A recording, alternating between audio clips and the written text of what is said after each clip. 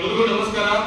ಆತ್ಮೀಯ ನನ್ನ ಅತಿಥಿ ಉಪನ್ಯಾಸಕರು ಬಾಂಧವರೇ, ಇಂದು ಶಾಸಕರ ಭವನದ ಸಮ್ಮೇಳನ ಸಭಾಂಗಣದಲ್ಲಿ ರಾಜ್ಯದ ಎಲ್ಲ ಜಿಲ್ಲಾ ಅಧ್ಯಕ್ಷರುಗಳ ಮತ್ತು ಪ್ರಮುಖರ ಒಂದು ರಾಜ್ಯ ಮಟ್ಟದ ಪ್ರಮುಖವಾದಂತಹ ಒಂದು ಸಭೆಯಲ್ಲಿ ಭಾಗವಹಿಸಿದ ಎಲ್ಲ ಅಧ್ಯಕ್ಷರುಗಳಿಗೆ ಪ್ರಮುಖರಿಗೆ ನಾನು ನಮಸ್ಕಾರ ತಿಳಿಸ್ತಾ, ಆತ್ಮೀಯ ನನ್ನ ಅತಿಥಿ ಉಪನ್ಯಾಸಕರು ಬಾಂಧವರೇ, ಇವತ್ತಿನ ಸಭೆಯಲ್ಲಿ ಬಹಳ ಪ್ರಮುಖವಾಗಿ ಚರ್ಚೆ ಆದದ್ದು ಏನಂದ್ರೆ, ಏನು ಬಹಳಷ್ಟು ಜನ ಹೋರಾಟಕ್ಕೆ ಕರೆ ಕೊಡಬೇಕು ಅಂತೇಳಿ ಬಹಳಷ್ಟು ಜನ ಕುತೂಹಲದಿಂದ ಕಾಯ್ತಾ ಇದ್ದಾರೆ ಮತ್ತು ಸಲಹೆ ಸೂಚನೆ ಕೊಡ್ತಾ ಇದ್ದಾರೆ.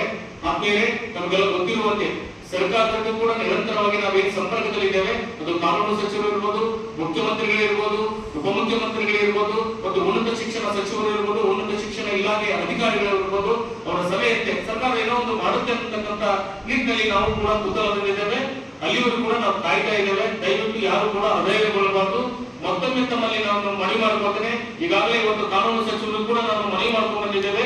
ಸರ್, ಬಜೆಟ್ ಗಿಂತ ಪೂರ್ವದಲ್ಲಿ ಆದರೂ ಅನೌನ್ಸ್ ಮಾಡಬೇಕು, ಬಜೆಟ್ ನಲ್ಲಿ ಆದರೂ ಅನೌನ್ಸ್ ಮಾಡಬೇಕು.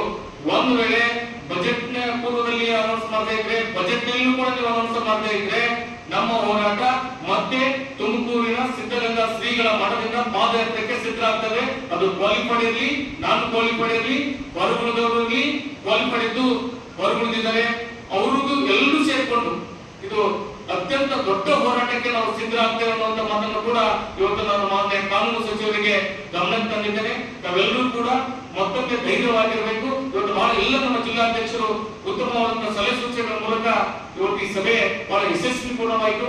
ಕೆಲವು ಜಿಲ್ಲಾ ಅಧ್ಯಕ್ಷರು ಕೂಡ ಅನ್ಯ ಕಾರಣದಿಂದ ಬರದೇ ಇದ್ರು ಕೂಡ ನೀವೇನ್ ನಿರ್ಣಯ ತಗೊಂಡು ಆ ನಿರ್ಣಯಕ್ಕೆ ಬದ್ಧರಾಗಿದ್ದೇವೆ ಅಂತಕ್ಕಂಥ ಮಾತನ್ನು ಕೂಡ ಹೇಳ್ತಾರೆ. ಆದ್ರೆ ನಮಗೂ ಕೂಡ ಭರವಸೆ ಇದೆ, ಸರ್ಕಾರ ಮಾತು ಕೊಟ್ಟಂತೆ ನಡೆದುಕೊಳ್ತದೆ ಅನ್ನುವಂತ ಮಾತನ್ನು ಕೂಡ ಇನ್ನೂ ಕೂಡ ನಾವು ಭರವಸೆ ಇದ್ದೇವೆ. ಒಂದು ವೇಳೆ ಇವತ್ತು ಬಹಳ ಕರಾಖಂಡಿತವಾಗಿ ಕೂಡ ನಾವು ಹೇಳಿದ್ದೇವೆ. ಯಾಕಂದ್ರೆ ಬಹಳಷ್ಟು ಜನ 2-3 ತಿಂಗಳು ಹೊರಗಡೆ ಬಿಟ್ಟಿದ್ದಾರೆ ಸರ್, ಅವ್ರ ಕಷ್ಟಗಳು ಕೇಳಕ್ ಆಗ್ತಾ ಇಲ್ಲ. ದಯವಿಟ್ಟು ನಿಮ್ಮ ಮಾತಿನಿಂದ ನಾವು ಕೂಡ ಆದ್ರೆ ಈ ತರ ಹೇಳ್ಕೊಂಡು ನಾವು ಸರ್ಕಾರ ಮಾಡಲ್ಲ ಅಂತ ಕೂಡ ನಾವು ಬಯಸಿಲ್ಲ, ಮಾಡ್ತೀವಿ ಅಂತ ಬಯಸಿದ್ದೇವೆ. ಆದ್ರೆ ಆದಷ್ಟು ಬೇಗ ಅದನ್ನ ಘೋಷಣೆ ಮಾಡಬೇಕು. ಇಲ್ಲ ಇದ್ರೆ ನಾವು ಬಜೆಟ್ ನೊಳಗನ ಅಥವಾ ಬಜೆಟ್ ನಂತರ ನೀವು ಪ್ರಶ್ನೆ ಮಾಡಿದ್ರೆ ಅದು ನಮಗೆ ತಡ್ಕೊಳಕ್ ಆಗಲ್ಲ. ನಮ್ಮ ಹೋರಾಟ ಶತ ಸಿದ್ಧವಾಗಿದೆ, ಹೋರಾಟ ಮಾಡುವುದು ಶತ ಸಿದ್ಧ ಅಂತ ಕೂಡ ನಾನು ಇವತ್ತು ಕಾನೂನು ಸಚಿವರು ಕೂಡ ನಾನು ಮನವಿ ಮಾಡಿಕೊಂಡಿದ್ದೇನೆ. ದಯವಿಟ್ಟು ಕೂಡ ತಾವೆಲ್ಲರೂ ಇರಬೇಕು, ಏನು ಧೈರ್ಯವಾಗಿರ್ಬೇಕು ಅಂತ ಈ ಮೂಲಕ ತಮ್ಮಲ್ಲಿ ಮನವಿ ಮಾಡ್ಕೊಳ್ತೇನೆ. ಯಾಕಂದ್ರೆ ಇದೊಂದು ಮತ್ತೆ ಏನು ಈ ತರ ಅಂತ ನೀವೆಲ್ಲ ಚರ್ಚೆ ಆಯ್ತು ಅಂತ ಅನ್ಕೋಬೇಡಿ. ಯಾಕಂದ್ರೆ ನಮಗೂ ಒಂದು ತಾಳ್ಮೆ ಇದೆ, ಆ ತಾಳ್ಮೆ ಮೀರಬಾರದು ಅನ್ನುವಂಥದ್ದನ್ನ ಈಗಾಗಲೇ ಕಾನೂನು ಸಚಿವರಿಗೆ, ಮುಖ್ಯಮಂತ್ರಿಗಳಿಗೆ ಕೂಡ, ಉನ್ನತ ಶಿಕ್ಷಣ ಸಚಿವರು ಕೂಡ ನಾವು ಮನವಿ ಮಾಡ್ಕೊಂಡಿದ್ದೇವೆ. ಯಾಕಂದ್ರೆ ಬಹಳಷ್ಟು ಅಳಲನ್ನ ಕೇಳಕ್ ಆಗಲ್ಲ. ಅಧಿಕ ಉಪನ್ಯಾಸಕರು, ವಿಶೇಷವಾಗಿ ನಾನ್ ಕ್ವಾಲಿಫೈಡ್ ಇರ್ಬೋದು, ಕ್ವಾಲಿಫೈಡ್ ಇರ್ಬೋದು, ಎಲ್ಲರೂ ಕೂಡ ನಾವೇನು ಈ ಪಾಠ ಮಾಡ್ತಾ ಇದ್ರು ಕೂಡ ಅವ್ರು ಕೂಡ ನೆಮ್ಮದಿ ಇಲ್ಲ. ಕೆಲವೊಂದು ಕಾಲೇಜುಗಳಲ್ಲಿ ಪ್ರಾಂಶುಪಾಲರ ಒತ್ತಡ, ಕಿರುಕುಳ, ಹೆಚ್ಚುವಳಿಗಳ ಕಿರುಕುಳ, ಕೆಲವೊಂದು ಕಾಲೇಜುಗಳಲ್ಲಿ ಅವ್ರಿಗೆಲ್ಲರೂ ಕೂಡ ಒಂದು ಕಠಿಣ ಕ್ರಮ ಕೈಗೊಳ್ಳಬೇಕು ಅನ್ನುವಂತ ಮೂಲಕ ನಾನು ಒಂದು ಕಾನೂನು ಸಚಿವರು ಕೂಡ ನಾನು ಮನವಿ ಮಾಡ್ಕೊಂಡಿದ್ದೇನೆ. ಉನ್ನತ ಶಿಕ್ಷಣ ಸಚಿವರು ಕೂಡ ನಾನು ಮನವಿ ಮಾಡ್ಕೊಂಡಿದ್ದೇನೆ.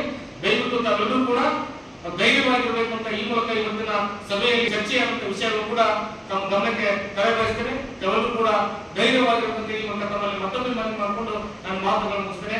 ಜೈ ಭುವನೇಶ್ವರ್.